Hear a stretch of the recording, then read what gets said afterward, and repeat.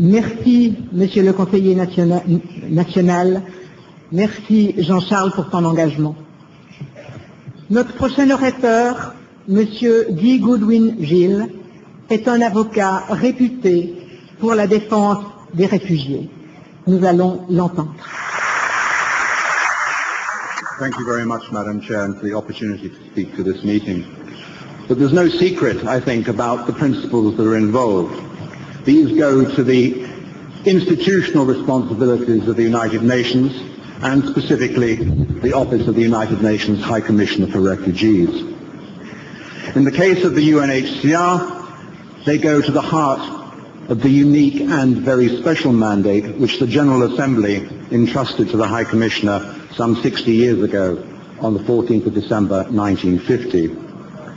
That responsibility is a responsibility stated in paragraph 1 of its statute to provide international protection to refugees and to seek permanent solutions for the problem of refugees. And it, of course, is a mandate which was born out of the experience of the previous decades, of the persecutions of the previous decades, in which governments especially had targeted those who were different in race, religion, or political opinion. The General Assembly decided that the mandate should be universal. It has no geographical limitation, no temporal limitation. It exists independent of whether any state has ratified any of the refugee treaties. And the mandate is prescribed to be humanitarian and non-political. The High Commissioner for Refugees thus has a responsibility owed to the General Assembly, and I would say beyond the General Assembly, to the international community of states at large, to the peoples of the United Nations. A responsibility to provide international protection to refugees, which is to say, to use international law, international obligations, and of course the conscience of humanity to ensure that lives and human rights are guaranteed and solutions found. What then holds the UNHCR back? Are the residents of Ashraf refugees? Can we ever seriously doubt that they are? Even a cursory look at the facts confirms their fear of persecution on political grounds, that it is well founded, and that the present regime in Iran is determined to persecute them unto death. Must every case be considered individually? No. Though we are used to individual case-by-case determinations in the asylum systems of the developed world, it's not always or by any means necessary. It's certainly not required by the UNHCR mandate or even by the 1951 Convention. Group decisions are, in fact, commonly employed, particularly in situations of large influx or, more especially relevant to the present circumstances, in situations of protection emergency.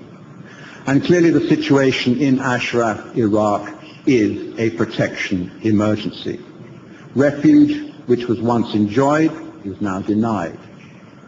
Life, liberty and security, which was once guaranteed, is now seriously threatened. So what's to be done? What we're hoping to achieve, to find, is active protection by UNHCR, yes, working together with UNAMI, active engagement by the UNHCR and by the UN in Ashraf itself. The monitoring that is so seriously needed, of course, is one aspect of that. But so is direct contact between the UN Refugee Agency and those who are so desperately in need of its protection.